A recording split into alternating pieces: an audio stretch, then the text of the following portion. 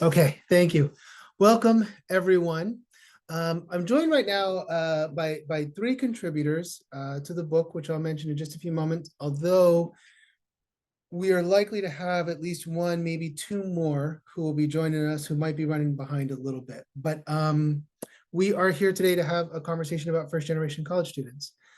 So the panelists who are joining us today, a handful of individuals who contributed to a volume that I edited called Know That You're Worthy, Experiences from First Generation College Graduates. So these really brave souls trusted me with their stories of their experiences. And the idea was that I would give them a handful of really open-ended prompts. Tell us about the process of applying to and preparing for college, what that was like for you. Tell us about your experiences in college, what contributed to your success in college.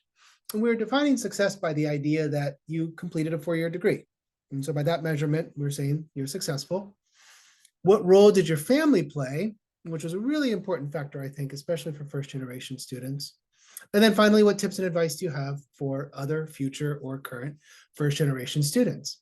The idea being that it would be nice to have a somewhat uniform structure to these narratives, but that they would be open-ended enough so that everybody could choose what experiences they included. Sometimes really hard experiences, challenges, sometimes really rewarding ones or invigorating or fun experiences, whatever it was. The idea was that that was there for them to tell. 31 people came together, told a story. We structured that around a little bit of narrative and analysis as well. And then three or four of those folks, three right now, maybe one or two more joining us, have joined us today to talk a little bit about either their chapter or something that's not even in their chapter. I don't know what we're going to talk about, but the floor is up to them to decide what they want to discuss. So we're going to start today with Sean Richardson.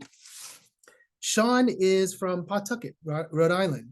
He graduated from Providence College in 2020. I think he's one of the more recent graduates that we have on our list. He's studying sociology and public and community service.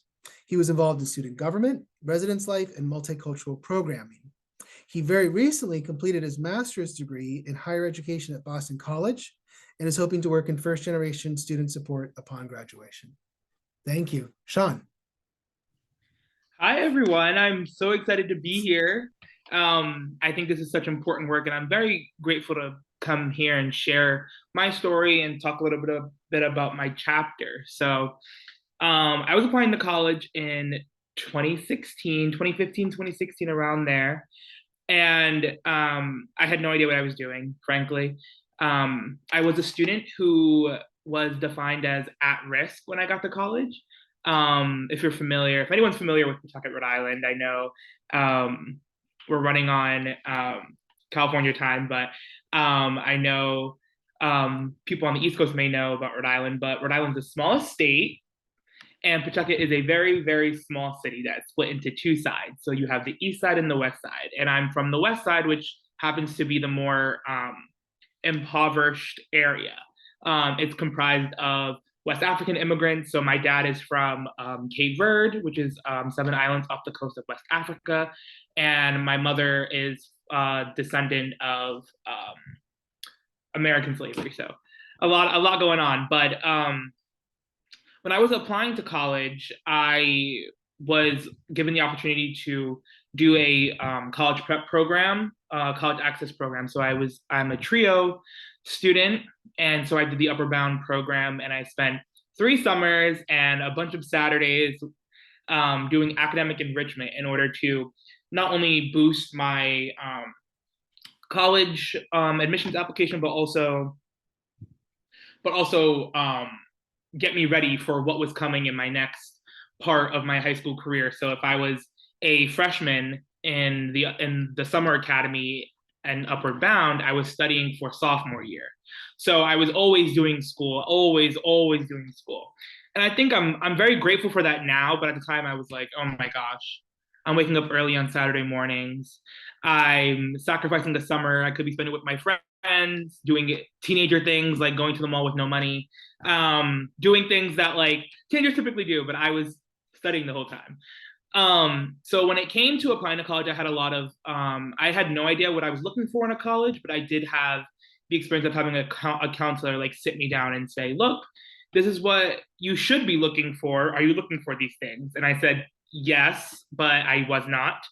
Um, I was simply not really like in tune to the process, but my counselor helped me a lot. And I think one of the more valuable experiences was figuring out that my expected family income, which was really like a hindrance upon me once I actually like buckled down and realized what was going on, was zero. And I was like, that's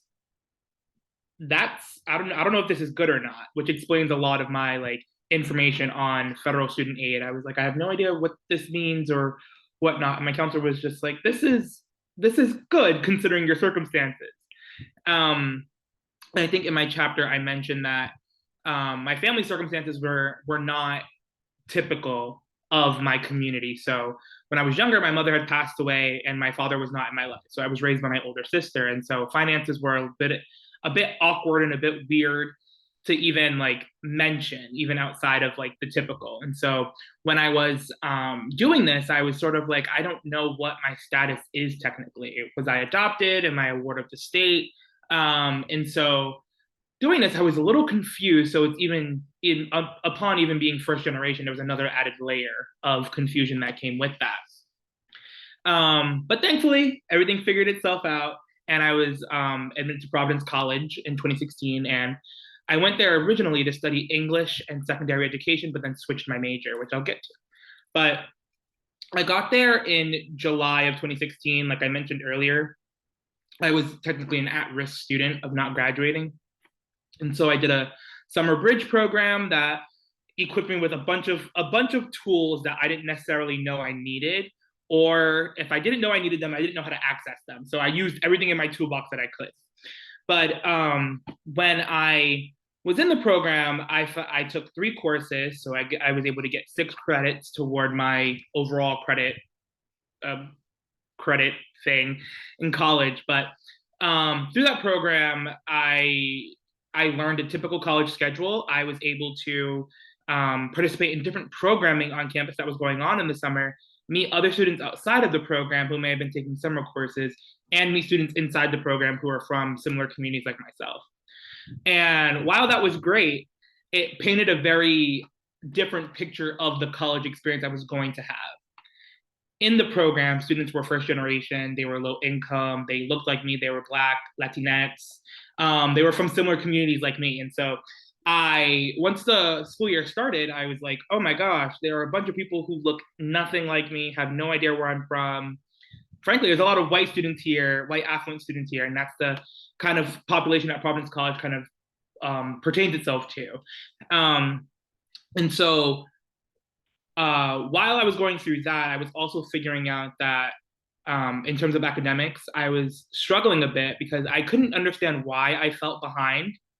I was thinking about it, and I was like, I wasn't a bad student in high school, but I wasn't the best student, but I was a student who always performed.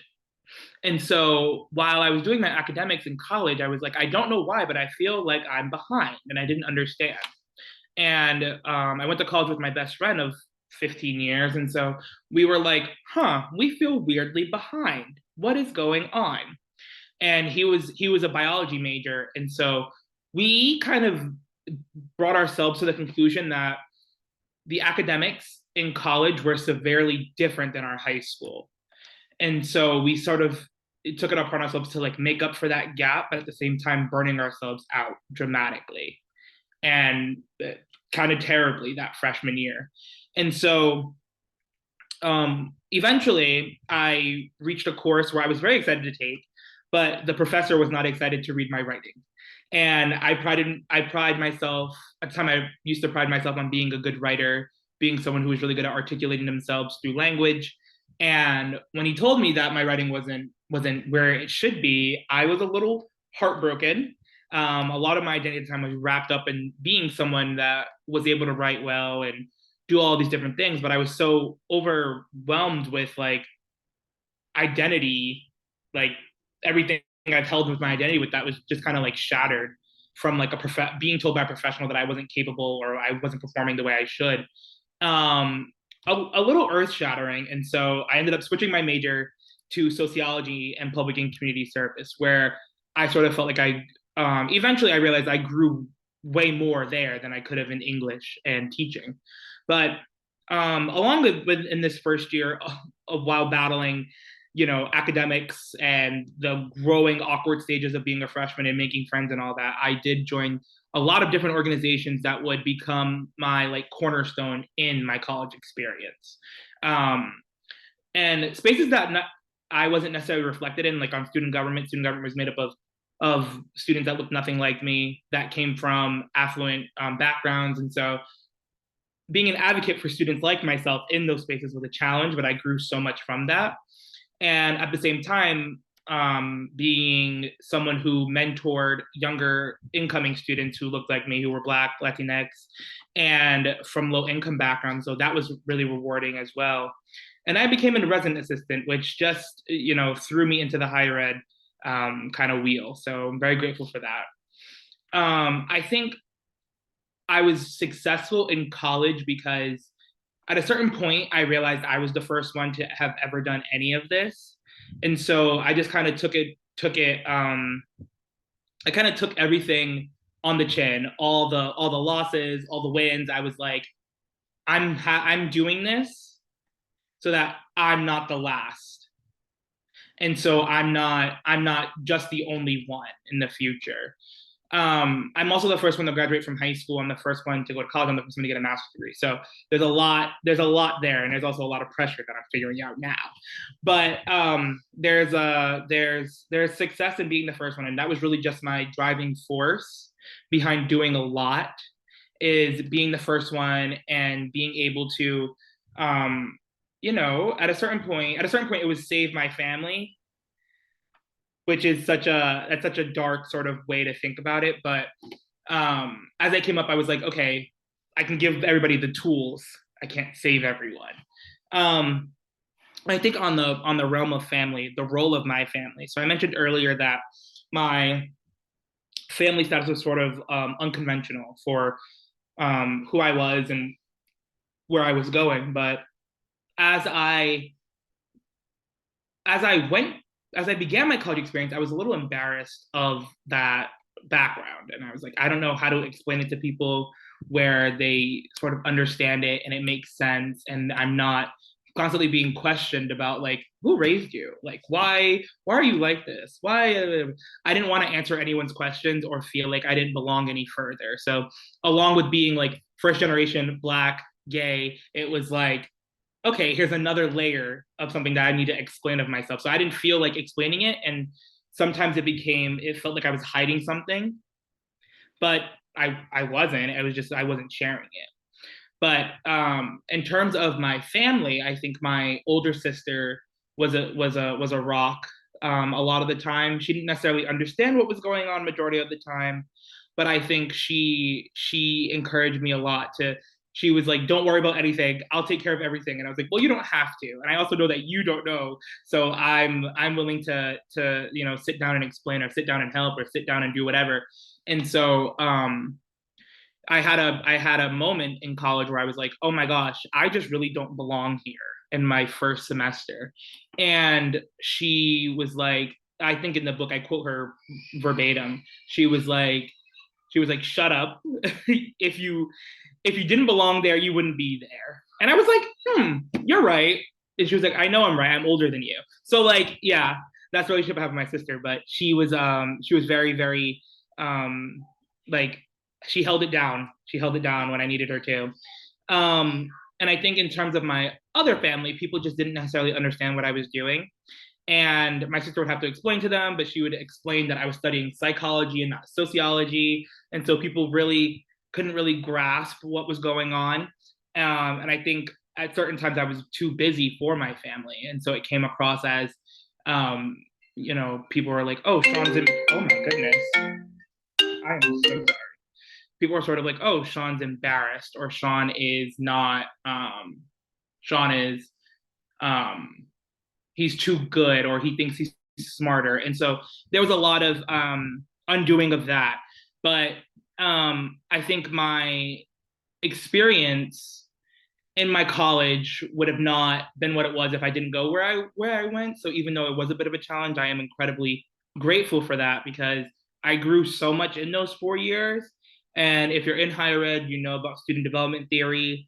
And it's such as I was going through the class, I was like, oh, I went through this, I went through that, I grew from this, I grew from that. And so while it may have been extremely challenging at times, I'm incredibly grateful to have ended up where I ended up, and then eventually go get a master's degree to understand my college experience and to understand who I was and know that I'm not the same person I was in 2016 because of that ever changing, carousel of college that you kind of just never get off until you're at your graduation.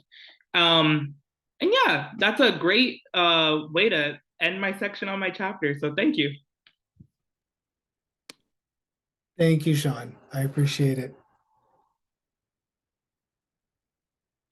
Our next speaker is T. Mark Montoya. Dr. Montoya is currently Associate Dean for Curriculum and Student Affairs and Associate Professor of Ethnic Studies in the College of Social and Behavioral Sciences at Northern Arizona University. Montoya's scholarship centers broadly on the US-Mexico borderlands, borderlands pedagogy, and first-generation student experiences. At NAU, he's most involved with the first-generation learning community and the Teaching Academy. Montoya also serves as immediate past president of the Association of Borderland Studies, is on the editorial board of the Journal of First Generation Student Success, and is a Catalyst First speaker for the NASPA Center for First Generation Student Success. Thank you, Dr. Montoya. Great, thank you. Thank you so much for that introduction, and thanks for hosting us for this event this afternoon or this evening or wherever you are if you're watching this later on as well. And also a very sincere thank you for reaching out a while back and asking if I'd be interested in contributing a chapter to your book. I know your introductory chapter sort of explains the process behind that. And I'm actually grateful for that explanation there, so other folks can sort of see like, oh yes, this is a process. It's something that takes a lot of time to do, and I'm grateful for seeing it come through. I can admit that on its own, my chapter wasn't one of my favorite things that I've ever written. Yeah, I was very critical of myself for that particular chapter, but once I read it in the context of the rest of the chapters, I'm like, oh, I get it. It makes sense. This is not a poorly written chapter. This is a good chapter, and these are great chapters as well. So I think seeing the final product really made a huge difference. So thanks for that as well. I know with the introduction that we had, it sort of explained who I am and what I do. And really what I wanted to talk a little bit about today were testimonials and counter narratives as sort of telling stories from the margins. And I think this is what this book does so very well, is includes our stories to sort of emphasize the ways we can address parochial attitudes, policies at what I call the borderlands. So in my introduction, it says I study the US-Mexico borderlands, but I really study borderlands in general and the sort of idea that folks can be borderlanders in multiple capacities. So borderlands isn't always necessarily a geopolitical borderland of, say, the United States and Mexico, but it can also be gendered, sexual, race, class, so on and so forth, right? That people are not navigating multiple borderlands in their everyday experiences. And I think these everyday experiences themselves become a tactic in storytelling, if you will. And what I again really enjoy about this book is the question of whose stories are told and who gets to tell the stories. And in this case, we get to tell our stories, right? We get to answer those questions, and we get to be the experts in our stories. So I think we can use this to sort of reclaim the borderlands, the reclaiming of who we are and how we navigate these multiple borderlands as well. So I like to sort of establish some positionality. So I'm here in Flagstaff, what is now known as Flagstaff, Arizona, indigenous lands of many peoples, where Black Lives Matter and queer lives exist. And I say that to sort of give recognition to the location that I'm at also creates and has created who I am and what stories I tell and how I tell those stories as well. And why I say this is because when we study borders and borderlands and sort of border theory, for example, one thing that I think most of us know, and we don't have to sort of spend too much time on, is that borders are meant to be exclusive, right? But navigating borderlands is where we can cross those multitude of borders that exist. And also borders are manifestations of colonization, imperialism, and racialized stratification. And knowing this, I think these stories really explain how all of us are border crossers, right? How we even navigate that hyphen, if you will, between first gen, right? How we understand that this experience itself is a Borderlands experience. And it sort of reminds me, and I don't think this was a story I told in this particular chapter, but it sort of reminds me of one of my very first experiences in college. I was in honors English, and no, I wasn't in honors English because I was an honors student, because I was also in developmental math that same semester. I just happened to have a high enough ACT score to get into honors English, and obviously a low enough ACT score to be in developmental math at the same time. Come to find out that my developmental math class didn't count towards my degree progression, and I had to take summer school my senior year. Again, a whole other first gen story that exists. But I want to talk a little bit about honors English.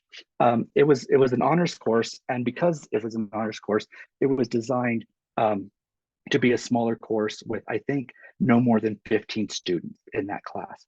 And the first day of class, we had to introduce ourselves, and everybody seemed so excited and bubbly, and they seemed to have it together, and they knew exactly what they wanted to do and what they wanted to study, and so on. And we had these prompts, like, who are you? Where are you from?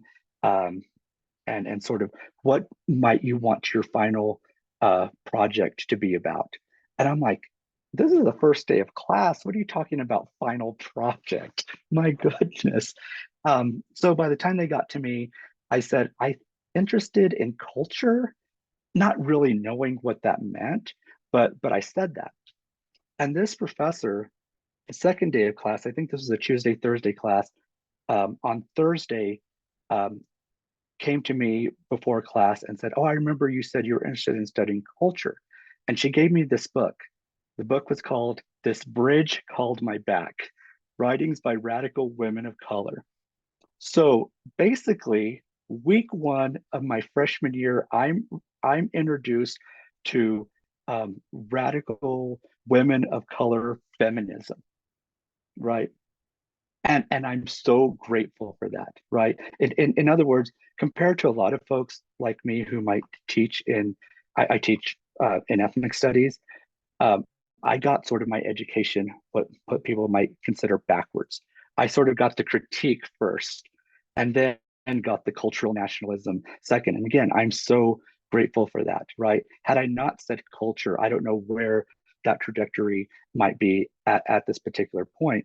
But I think what I'm getting at here is a sort of idea that when we as educators and learners listen to what our students are interested in, we can help guide them in so many ways to sort of understand who they are and where they come from. Because again, this was well beyond my 18-year-old self in reading this, but I remember the narratives, the storytelling, the things coming from the margins in so in various and important ways to this very large extent. And I think it really sort of pushed me to sort of understand and start to take courses that I would broadly call ethnic studies courses at the time. I didn't major in ethnic studies. I majored in history. I don't know if there's any history majors here, but all one of us. But I probably would have sort of created an ethnic studies minor, just cobbling together all the things I was interested in. And again, I think this really led to the trajectory that I'm still on to this day. And in sort of creating this talk for today, I had a couple of questions to consider. So these aren't really questions that I'm asking you to answer, but to sort of think about and really think about how our stories are embedded in specific contexts, right?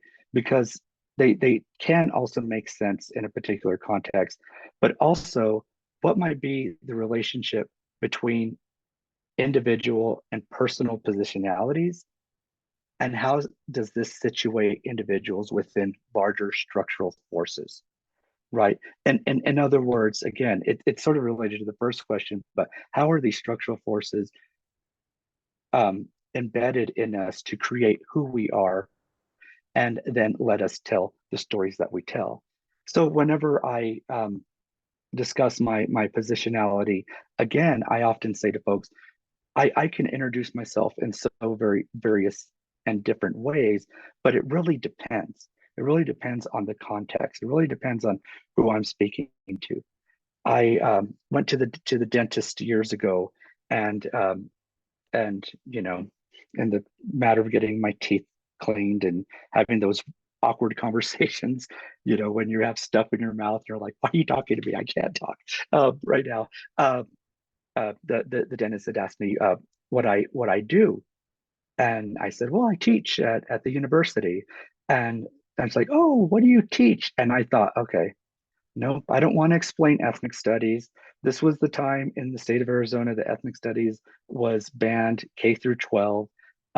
So it was already a contentious kind of topic at that time. And I'm just like, I'm not going to lie. I'm just going to say what I am. So instead of saying I teach ethnic studies, I said, I'm a political scientist. That's the truth. I'm a political scientist. And then what happens? All these questions about politics. I'm just like, please get me out of here. And again, why I say this is because it really depends on the context of what we're doing and what we're talking about. So I am a first generation college student. I'm a first gen high school student. So my parents didn't complete high school either. My dad didn't go to high school, and my mom didn't graduate from high school. But if you remember in the introduction, I was introduced as Associate Dean for Curriculum and Student Affairs in the College of Social and Behavioral Sciences. And I got this job. It's been a year now, so it's been about a year that I've had this job. When I got this job, my mom asked me what I do, and I told her my title. I explained to her what I do, and then she was giving me this sort of blank stare, and I finally said, I go to a lot of meetings and I answer a lot of emails. And like, oh, that's all, and like, you're doing a good thing and it sounds really important. And I'm like, thank you for thinking it's a really important job. It sounds really important, but anyways, it's sort of an interesting kind of dynamic that happens in, again, the larger context of how we have these conversations and how we tell our stories as well.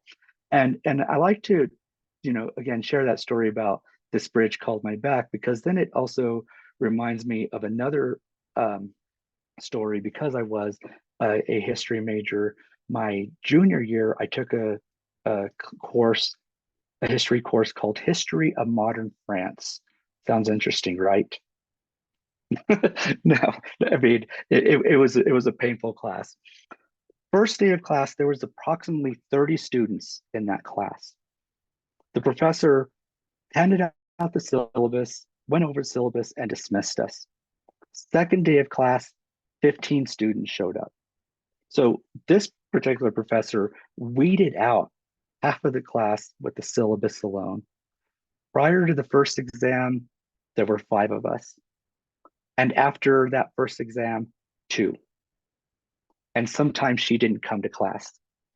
And it did not faze this particular professor that sometimes when I was the only person sitting in this lecture hall, that I was only one person in there.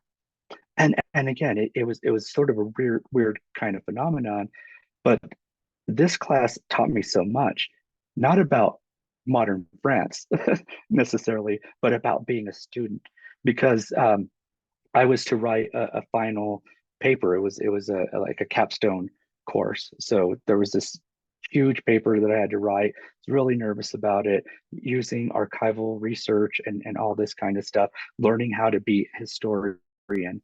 And I went into this professor's office hours prior to the end of the semester. I had handed him a week earlier, a 15-page draft of my paper. Went to his office hours to talk over my draft, and I just see all this red on the first page, all kinds of things, X's everywhere and all here. He hands the paper to me. I flip through it. Page 1, big red X. Page 2, 3, 4, 5, 6, 7, 8, 9, 10, 11, 12. Bottom of page 12 of a 15-page paper, it says, start here. Yeah, and that was my reaction. I'm just like, what am I doing? I'm not cut out for this, right? This is not the thing I need to be doing at this point. I thanked him for his time. I said, I'll do a better draft and so on. Spent countless all-nighters, hours working on this paper, submitted it, met with him during finals week, and handed the paper back to me, and I saw an A on top. And I asked, like, oh, so I wrote a good paper? And he said, no. But you persisted. You worked. You asked for help. You learned how to do archival research, right? That's the point of this class. We can work on the writing, we can work on the grammar, we can work on all these kinds of things. And I'm like, oh, like that was sort of a light bulb moment. I get it, right? It's not about writing a perfect paper. It's about learning how to do the thing that I want to do, or I thought I wanted to do at that point anyway, right? Being a historian. And again, I think that's sort of really telling as well. I have the person who paid attention to what I said, and then I had the person telling me this is what this process is, right?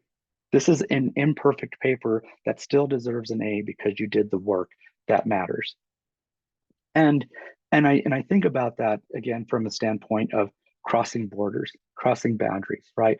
Crossing that border from high school to college, crossing that border from the hallway to the classroom, crossing that border that is racialized, that is gendered, that is class-based, that is ability-based, and so on. And then the multiple borderlands that we deal with in our everyday lives as well.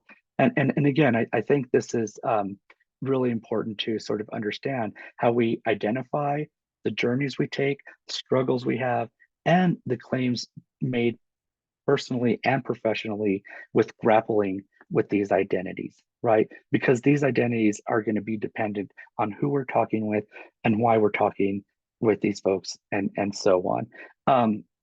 One of the last things I want to leave you with is why this is important to me. Again, I'm in the state of Arizona, and there's really important data implications of participation in Arizona state institutions. And I'll look at the Mexican American population in the state of Arizona. The Mexican American population is hovering around 33-ish% in the state of Arizona. The population of Mexican Americans in Department of Corrections, prisons and jails is 42% of that population. And the Mexican American population in universities is 14%. You can sort of guess that it's going to be higher for African Americans, Native Americans, and so on. Again, in the Department of Corrections compared to universities. right? And why those data implications are so important. And why are they important? Because it's that question of what does it mean to serve? NAU has recently become a Hispanic serving institution. That's nice. All that means is that we've reached a threshold of 25% Hispanic. Put that in quotes, right? I mean, there's not much to do. I'm like, of course, we should have been an Hispanic serving institution given our population years ago, but that's how long this has taken us to achieve. And what I tell folks is that I'm interested the in the S, not the H. I'm interested in the serving, not the Hispanic part, right? Good for us that we've reached this threshold. But again, when we look at our population in Flagstaff, our Hispanic population is 19%, Arizona's population is 32%, Arizona's NAU's population is 25%. And again, the disparity is Arizona's Department of Corrections population is at 42%. This conversation lends us to the conscious decolonization of academia and consequently the decolonization of citizenship. It's questions to discuss when we talk about these sorts of things. What are we experiencing in our classrooms? How do we handle tensions between and within our stories? And what are the implications of our stories? Again, I thank Dr. Rodríguez for inviting us to this panel today. I know there'll be some time for Q&A, but I will end and wrap up there. Thank you so much for listening to me today. Thank you. It's wonderful to have you. It's wonderful to have everyone here. Our next speaker is Mytien Nguyen. Excuse me. Mytien is an MD, PhD candidate at Yale School of Medicine. She's a biracial Black Vietnamese immigrant and a first-generation and low-income college student. She attended Burlington High School in Burlington, Vermont, then studied biological sciences and biological engineering at Cornell University. Since matriculating at Yale School of Medicine, Mytien has been deeply involved in advocating for visibility and access of first-generation and low-income students in medicine, founding the National First Generation and/or Low Income in Medicine Association. I'll put the URL for that. It's in her biography. I'll put that up on the chat. She's also an advocate for health equity and diversity in the physician workforce. Thank you. It's all yours, Mytien. Thank you, Dr. Rodríguez. Yeah, I am a person of few words, so I will be very quick. And I would like to thank Dr. Rodríguez and Dr. Montoya and Sean for sharing your story and the opportunity. And reading, and I want to echo the sentiment that has been shared about the amazing stories and the diversity of stories in the book, and how it was very humbling and inspiring and validating at the same time to see how my story fit into everyone's, the common threads that went through everyone's story, as well as the unique experiences that each of us went through in regards to obtaining our bachelor's. And I think that I'll start off my conversation today with talking about bravery and how much bravery it took, reflecting back for everyone to first achieve the journey that we have achieved, but as well to share those stories and the struggles. And I think bravery for me sums up the experience of being first gen. And I also have an honor English story as well that I'm gonna talk about. I think that's a very clear common thread. I remember when we transitioned from middle school to high school, our social studies teacher has the opportunity to place you in the normal class or the honors English class. I remember distinctly being called up at the end of the year and being asked, Mytien, I think you could fit in either track. What do you want to do? And I am an immigrant. My grammar is not great. My English is not great at the time. And I was really scared. I didn't think that I would, have an easy time in honors English. But because of, the hard work that my parents have put in regards to that, and also modeled in their life in regards to achieving bringing us to United States, working. Both of my parents at that time was working 2 jobs each in order to make ends meet. And so with that kind of experience growing up, it wasn't difficult for me to make the decision to opt to be in honors English. And so first day of class came, and the first thing that we did was the instructor asked us to recite in front of the class a poem. So we had half an hour to memorize a poem, and then each of us go up to the class and recite that poem. I abhor public speaking. I was this close to dropping the class and going to the regular class because of that first activity. But I remember distinctly, because I can't drop the class that day and just leave the class because that's rude. So I went with the activity. But when I went up to the front of the class and recited my poem, I remember my voice shaking because I was super nervous. But I remember as well how after that initial shake, how empowered I felt.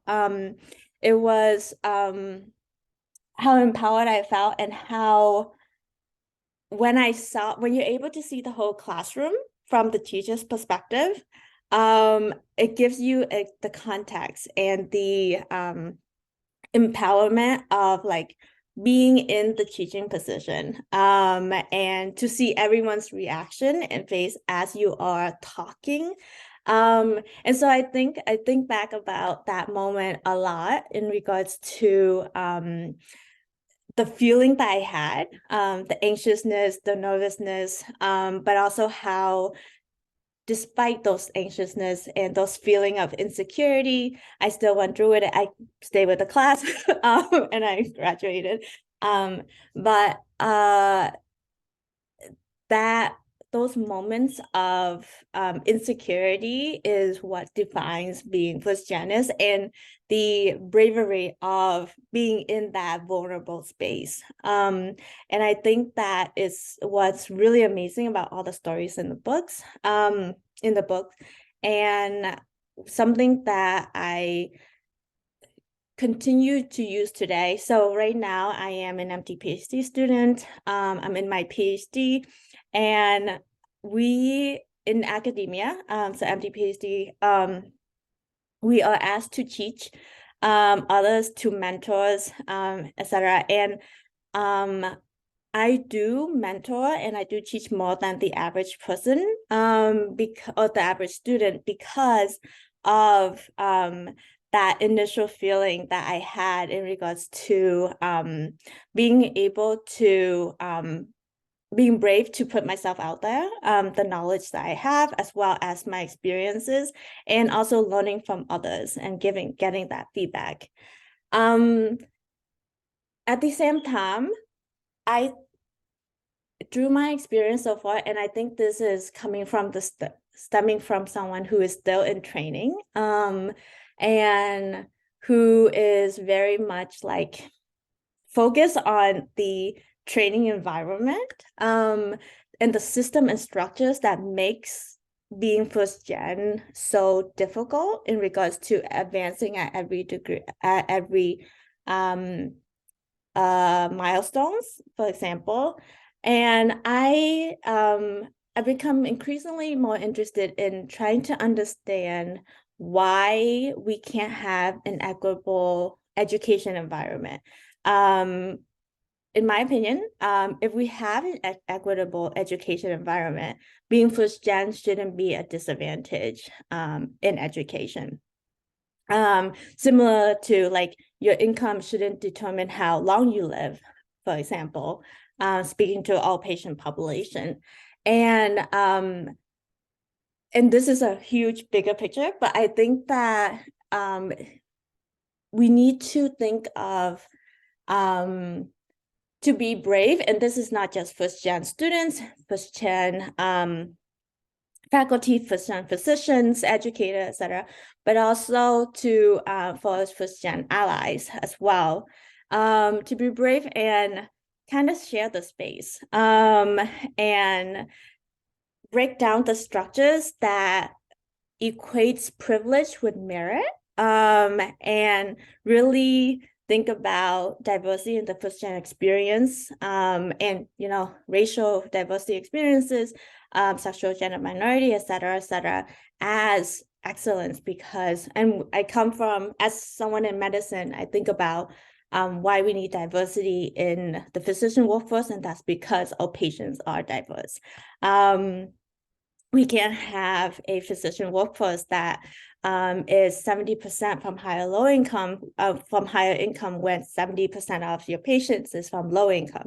That doesn't make sense, because how your income determines how you can navigate the medical system.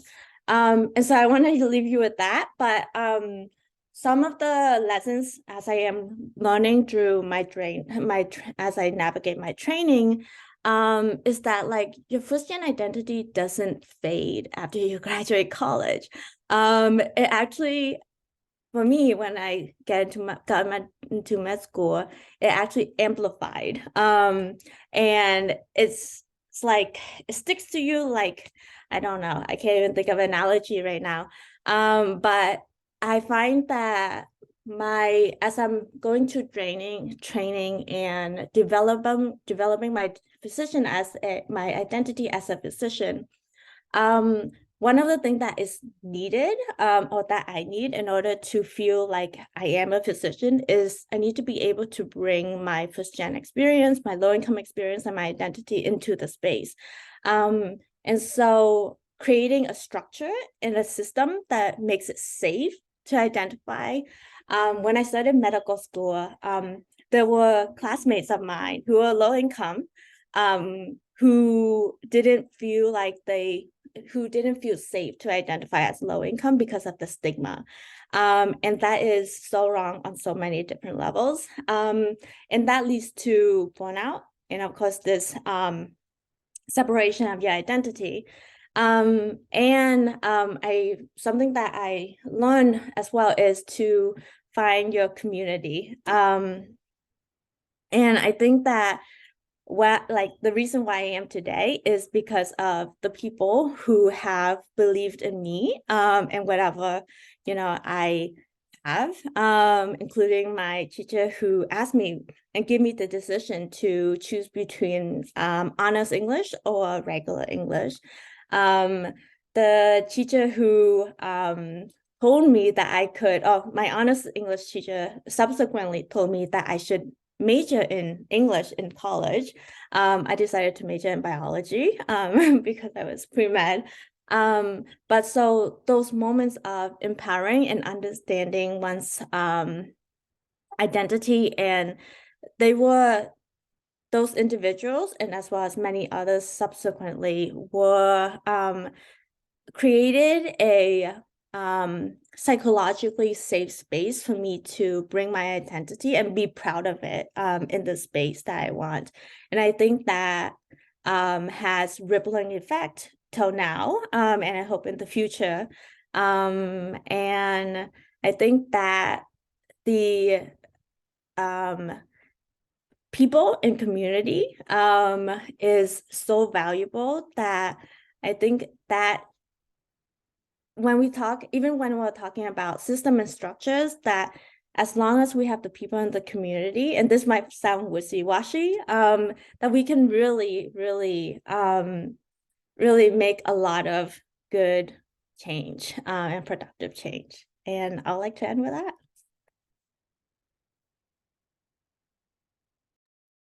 Thank you. Thank you very much. Our final speaker today is Kamina Richardson. Kamina Richardson, MSOD, Master's of Science Organizational Development, was born and raised in Philadelphia. She studied business at Pierce College and Organizational Development and Leadership at the Philadelphia College of Osteopathic Medicine under the Psychology Department.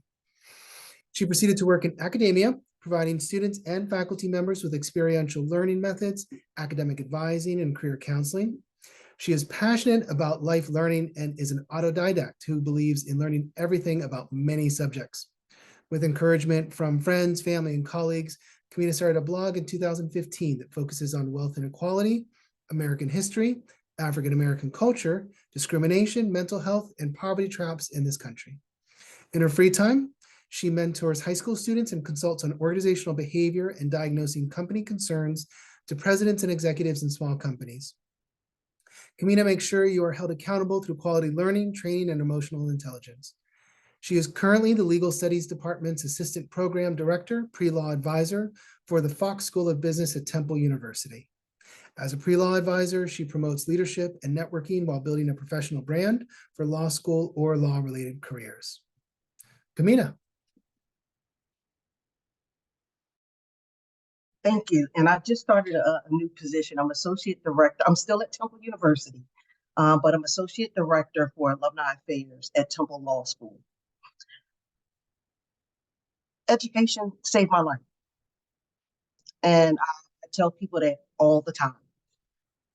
Growing up in North Philadelphia, poor, and didn't know anything. And basically hid behind my mom, who was abused.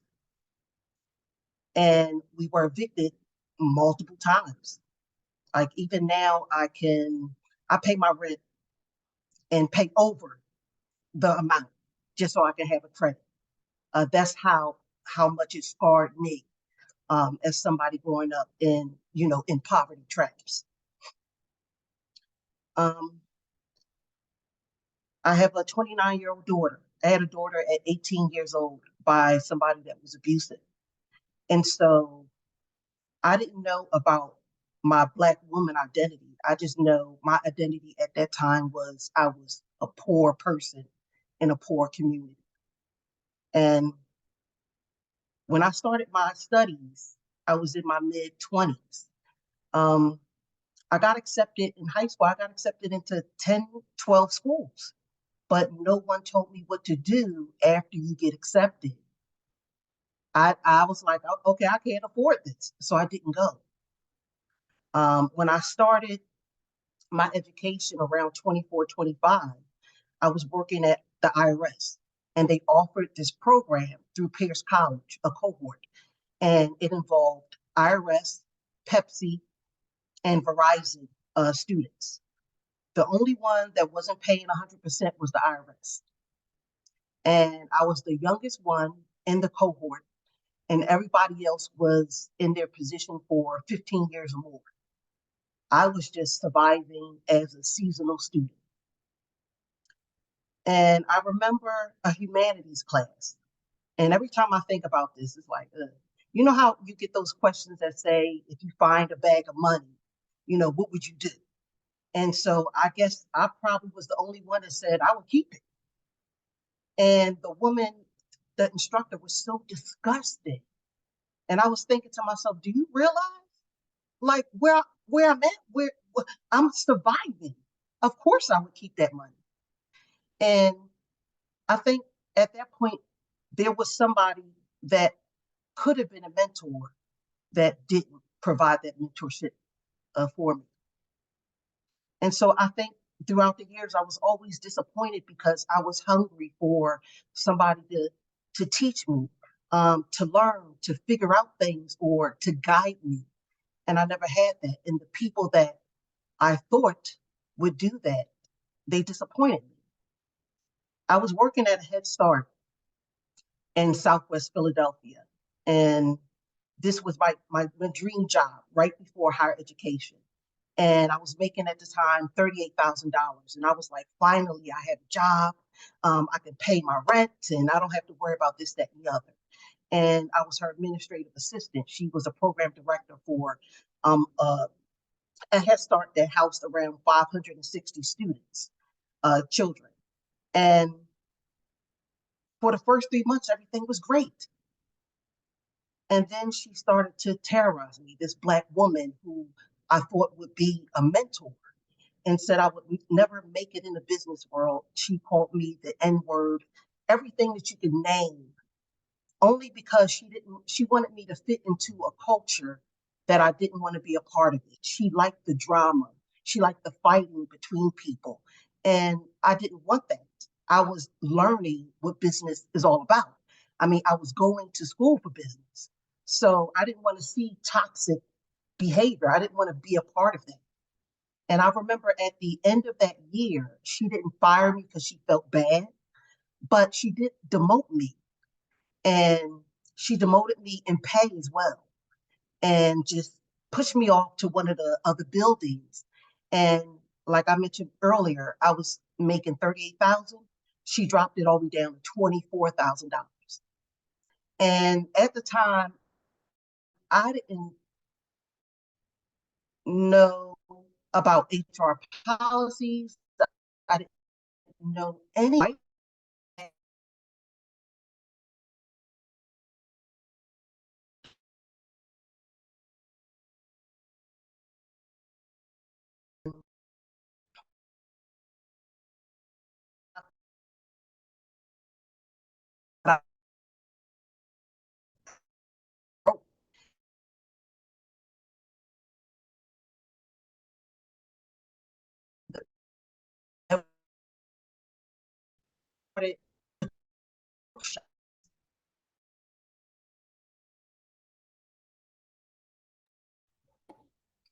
Kamina, we lost your connection a little bit. You're frozen for us.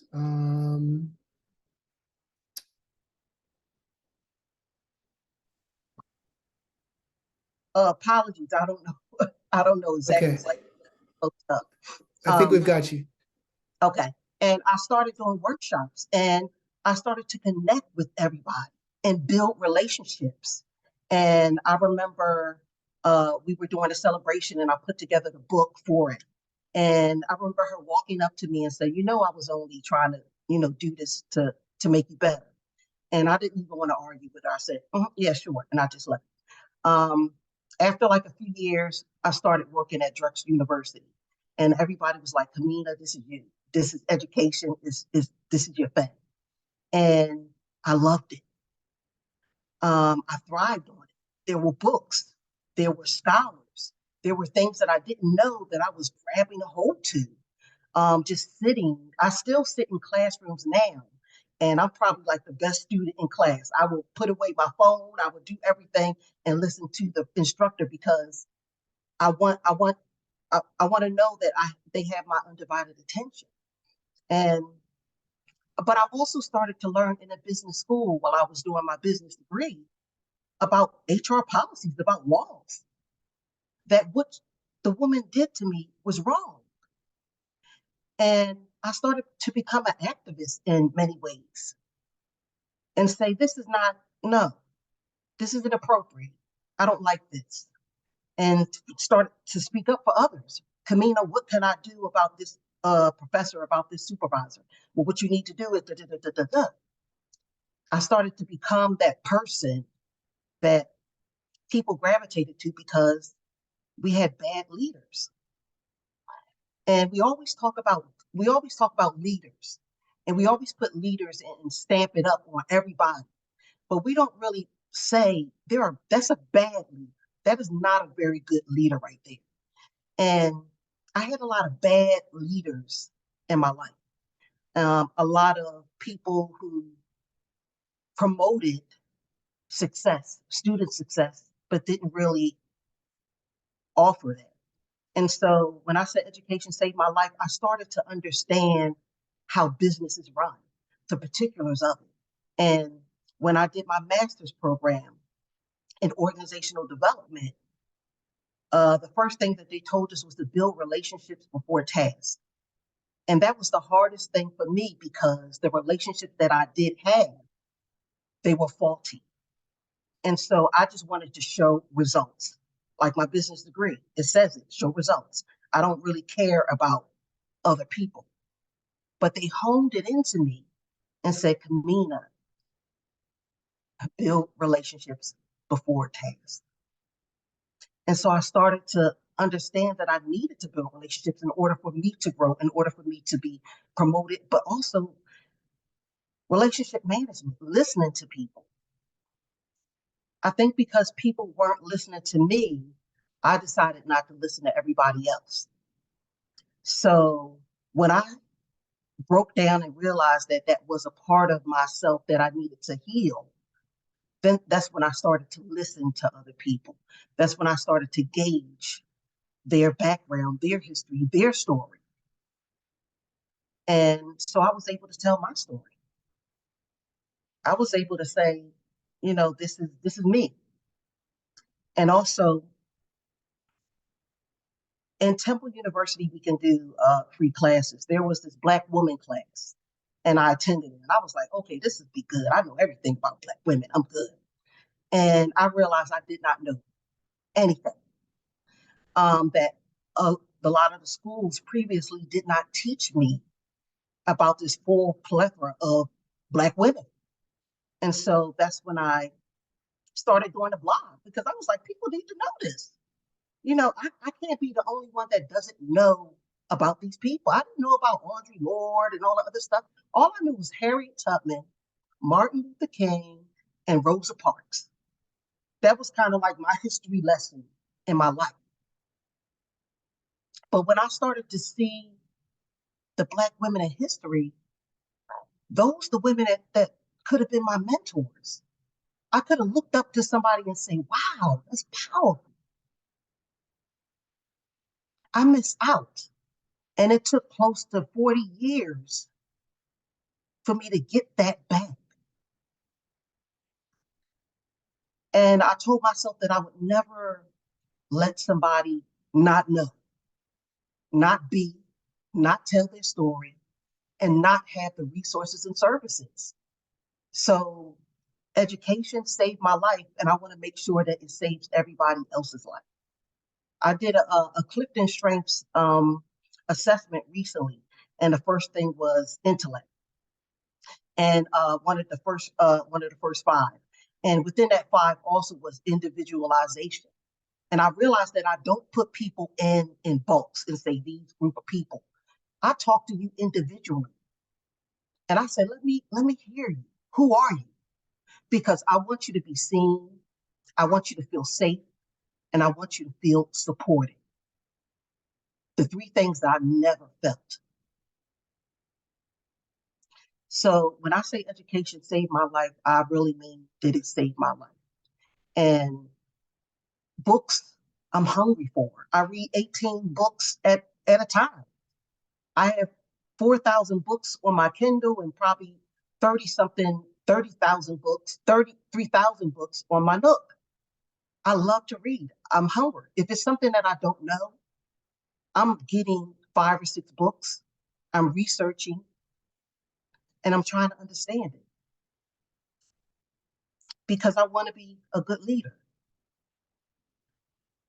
I may not be able to save every first gen person, every marginalized person, but I'll reach somebody with my story. And that's a part of my legacy. And as far as my daughter, I told her my story. And I think we tend to not tell our story to our children. And I wanted her to know me. I want her to see me. I wanted her to know why I feel some way about topics, about different things. And we have the best relationship ever because she's able to come to me about anything. And that's what I like to do for students. I want them to say, Kamina, she'll hear me. She'll see me. She won't group me up like everybody else. She'll take notes. She'll pull out what's important for me to take off those horse blinders and say, whoa, I didn't realize that. And then if they don't realize it, I have something on my desk that they hit. And I said, hit that thing right there. It says, you're awesome. You're amazing. And I tell them to hit that and say, you are. You're special. You're awesome. You rock. And I want them to remember that because no one told me that. Thank you.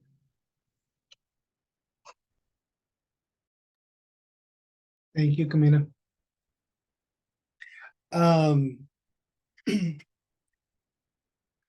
I've often felt that education saved my life. So I really appreciate hearing that. Thank you, everyone. Thank you so much. It's really a pleasure. This is just a personal note to read everyone's stories is so wonderful, and then to hear you tell it, to hear you tell some portion of it through your own voice with your face, that adds a little extra element. There's so many different things about all of this that struck me, and I want to open it up to the people who have joined us in attendance. If you want to bring anything up, any comments for anyone here, any questions for them, please let us know. One thing I'll mention very quickly that stands out to me, it's this theme that I think recurred through the book. This different way, T-Mark, you use the language of Borderlands, this different way in which there's this system of exclusivity that's set up in so many different ways for everybody. This idea that this is the system that you entered in, and the expectation is that you are one of us and part of us at college. And all of these different systems, whether they are implicit or explicit, whether they're tacit or not, they're set up to sort of demonstrate that you're supposed to know. And if you don't know, that's your problem, because we're not going to tell you, we're not going to guide you. And it's this way of just creating this further and further exclusivity. And one of the things that continues to be so remarkable to me is that everybody, all of you told your stories today in this way in which you're forced in some way or fashion to overcome that on your own, more or less on your own. Sometimes we find a mentor, sometimes we don't. Sometimes we find people who are more bumps in the road than they are mentors, as several of you described. But every single time you have to overcome it on your own, and you have to figure out what it is to be able to persevere and continue. These are the stories, you know, in this book, these are the stories of 31 people who are successfully able to do that. And I often think about people who couldn't, people who didn't, through a variety of different means, and weren't able to for so many different reasons. But so often I hear this pull between first generation students entering this exclusive system and then having to use all of these talents to persevere through these borders, which essentially say, do you belong or do you not belong? And it's this constant, it feels like existential threat that everyone is facing on a day-to-day basis. And I think it feels to me like everybody articulated a different experience of that in some way.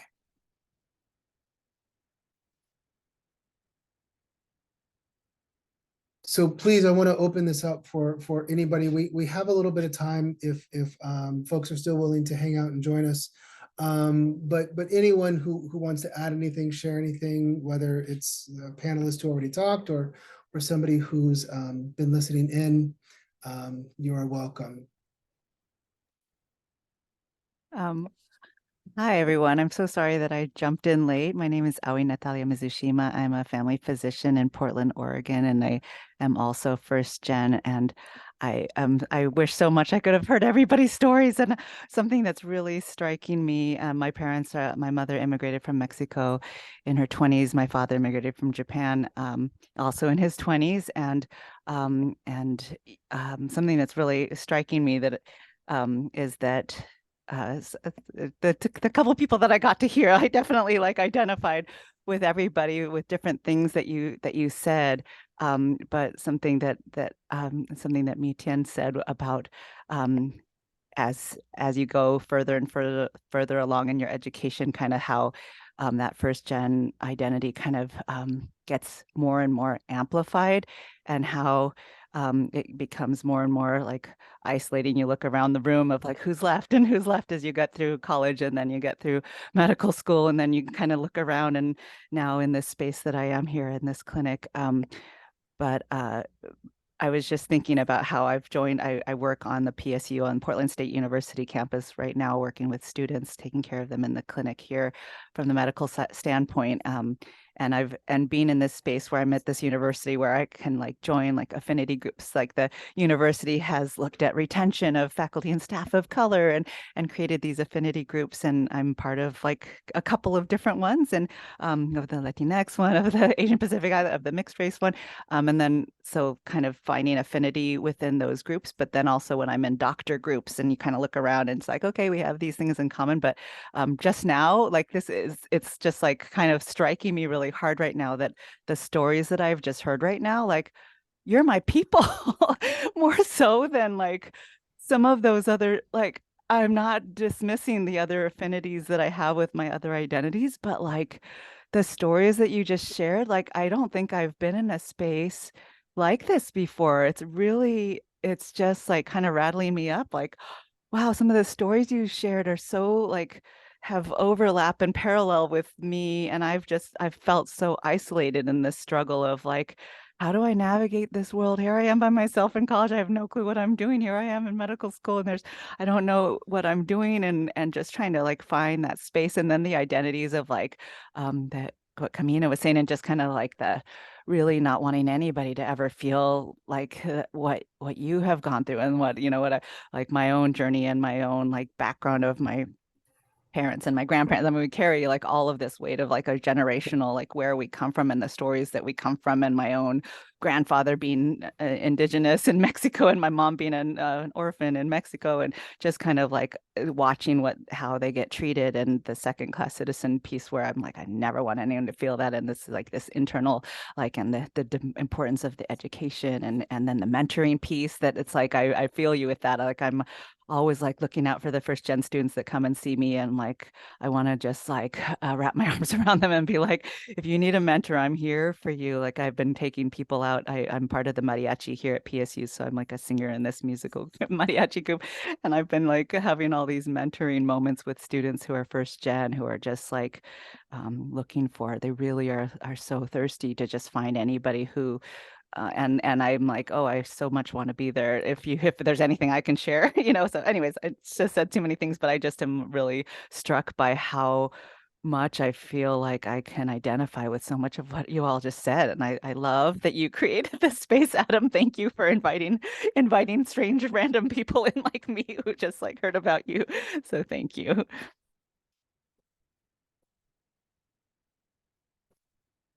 So struck by as I was, doing the research for this, that isolation and loneliness theme amongst first generation students comes up so repeatedly. And that feeling that you're alone, even though so many campuses and so many institutes have a really large number of first generation students.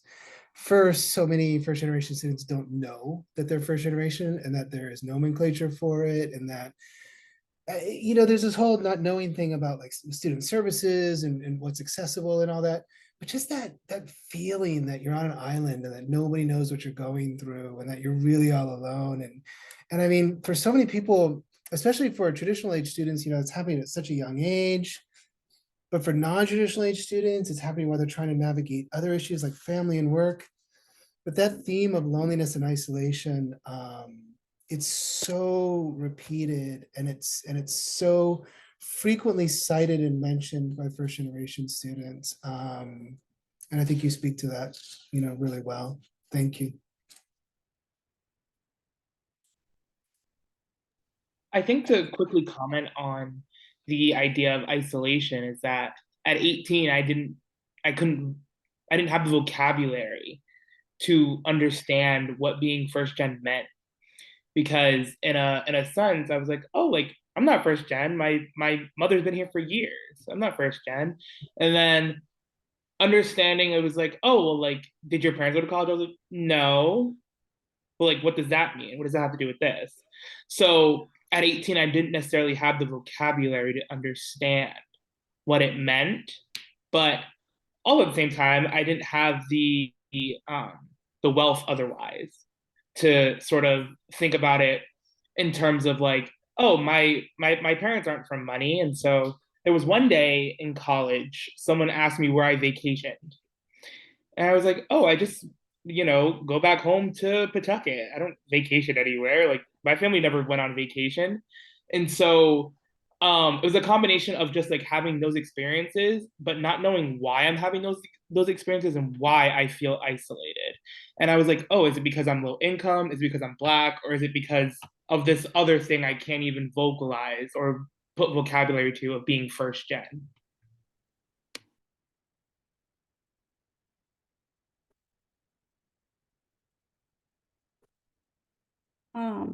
Hi, my name is Isra Al-Hassani, and I am a mental health provider in the counseling department in PSU. And my focus actually, my title is a BIPOC student focus. So I see people for academic stress a lot, anxiety, depression, going through that, and trying to support these students. It's interesting. I always tell students there is an overall feeling of imposter syndrome in academia, and when students who are first generation come to me and be under my care as a therapist, I tell them that I share this with them, and I acknowledge in the space that them being first generation, that maybe even more amplified.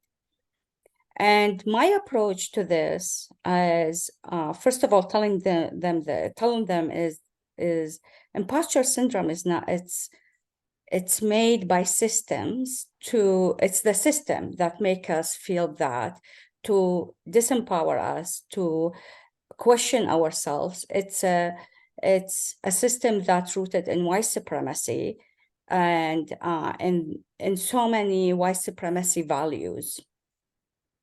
So we dissect that in many sessions, and because Black students, Indigenous students, students of color, they not all of them make the connection between this and what's happening in academia.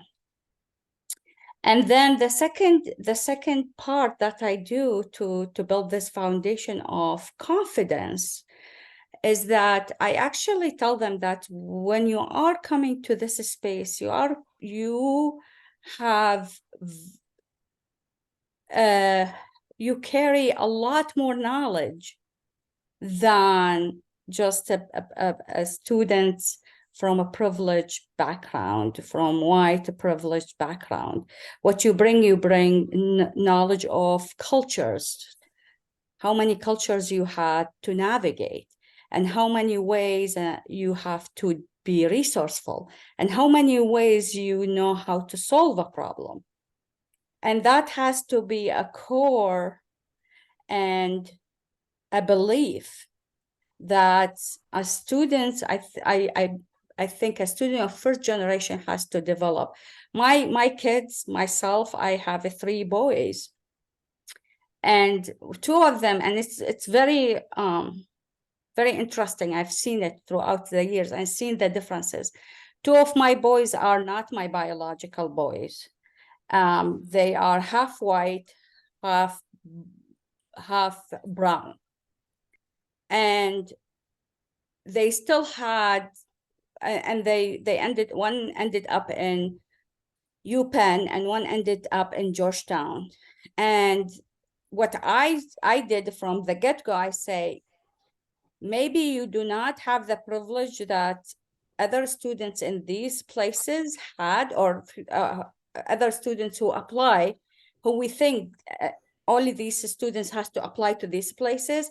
but I know and I have faith in what you have. You have a lot to give. And then my third boy, who's my biological, who's two of his parents are brown and have lived poverty and all of it, he until now he's struggling with continuing education off and on, off and on. And and even though he's brilliant, he does very well when he goes to school, but since the beginning it was a lot more challenging. I guess what I'm trying to say is that within that there's so many levels of discomfort and of that feeling, do we belong? And if we go, and that continues even when they are accepted and are in, there's that, do we belong, and what do we offer? And from point of view of a mental health provider and to lower anxiety, I say you offer a lot, and you need to remember that, even if the system telling you otherwise.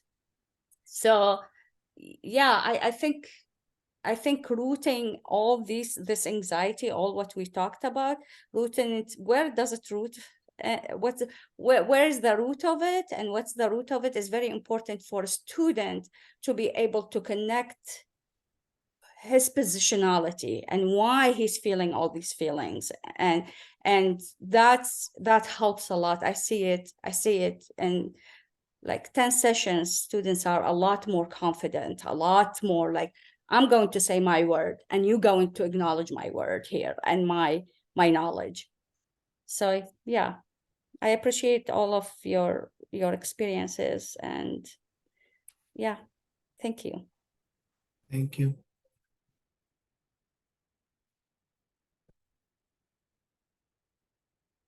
Does the insecurity about belonging ever go away? I can tolerate it better. No, but- it becomes purposeful. It's like have a purpose for it.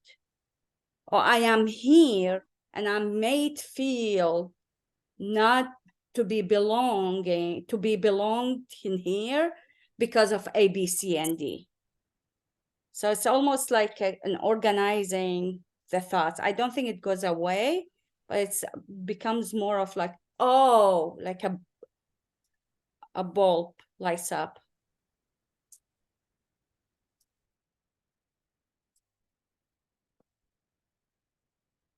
There's this I'm often thoughtful about this distinction with imposter syndrome and belonging as well, because I think that there's plenty of people who experience imposter syndrome, just personal insecurity about where they're going, what they're doing.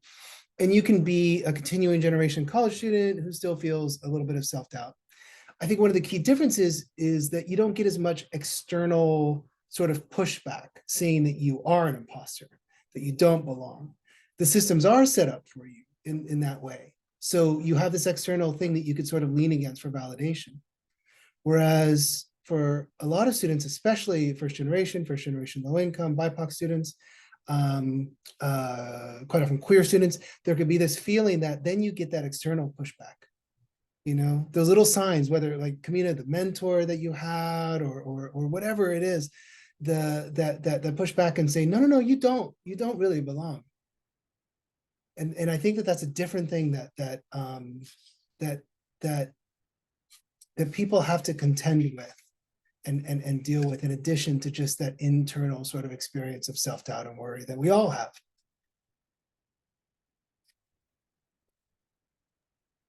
I think also, as I was like reflecting, as well in terms of belonging, the word belonging, and what it means in that I think we find our purpose, our why, in terms of what we do, and our career purposes, our professional identity, and our professional mission. But oftentimes, the space in which we do that doesn't value what we bring. And I see this a lot in medicine, where the fact that I relate to my patients, you know, the labor worker or the person who sells, you know, or like bag groceries, and I understand how, like, you know, what it means to apply for financial assistance when you're hospitalized and all the 50 pages of paperwork you have to fill out. I'm not rewarded for that as a medical student. Actually, what makes me a successful medical student is how well I can study, how well I can relate to the faculty, the physicians. And I think that there's oftentimes where that tension of belonging is when my purpose in entering a profession doesn't match with what is value in the profession, especially in a profession that's oftentimes business oriented. And I think that is where that I don't see that belonging ever or that tension ever going away unless we change the healthcare system. And I think that's something that maybe not be unique to medicine, because I see that on the research side as well for STEM, that manifests in its own unique way. But I think that the value aspect, in terms of like what is valued in an individual within a profession is really key to the sense of belonging, especially for first gen low income students.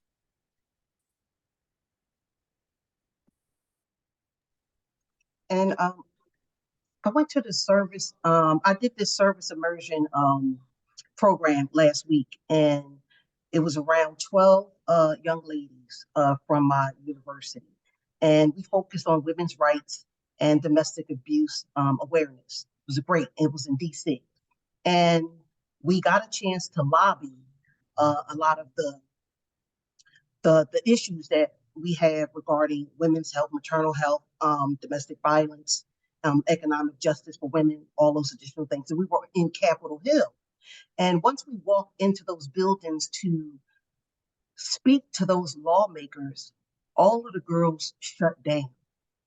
And they just handed the material, and that was it. They forgot the three things that they were going to just mention to say, look, this is me, you're going to see me, and pass bills that show this. They shut down. And afterward, during our reflection later on that night, one of the girls was like, I walked in there and I realized that there were many lawmakers that wanted to see me dead, that didn't like me, that hated my guts. And she shut down completely. And I understood that. I saw it in their eyes throughout that day. And I'm a poet, so I wrote a poem, and I'll just say it like real quick, if that's okay. I can't help but feel for my young sisters coming into a space that continues to scar them, looking for answers and reprieve from a system of lawmakers that seek their death. I feel your pain, your struggles, and your loss of an innocence that was wrapped in arms that held back the battles yet to face. I see you, and though that may not mean much when a people who need to hear your message is staring at you with soulless eyes, but remember who you are and what your story seeks to do, to prepare for battle with armor hammered from ancestors, painted faces with the blood of your parents, with pen and paper designed to forge new outcomes, new laws, and spaces with the ability to be safe, supported, and seen. And I just wanted to let them know that I see you. You are important. What you have to say is important. And I get how you felt in there. And there's going to be a lot of people that seek your death, that don't like you, that will turn. Say something anyway. So. Thank you.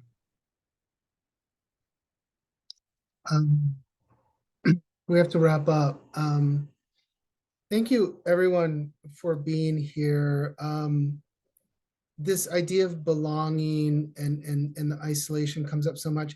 You know, everybody in their chapter was asked to give tips and advice, and I feel and I maintain that it's the other stuff that's really more of the sort of, it's the hope of decreasing the isolation and the loneliness, right? Hearing those stories and resonating with it, hearing like, oh yeah, I'm going through that, or the student who hasn't yet gone through it, but then does and then remembers it. I think about that.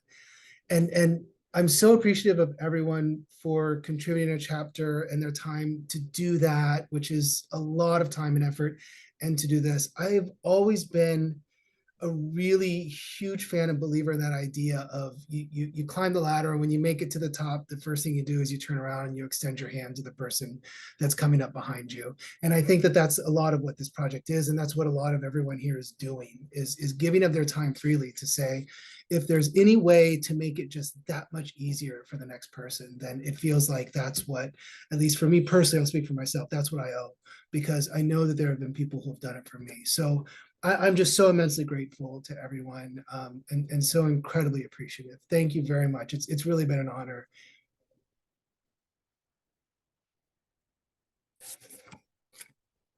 Thank you, everyone. And I wish you all the best. Everyone's spread out all across the country in different places. So for those of you, have a good evening. For the rest of you, have a good rest of your afternoon.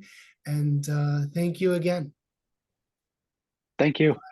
Thank you, you. everyone. Bye-bye. Enjoy the evening. Be Have a good safe. night.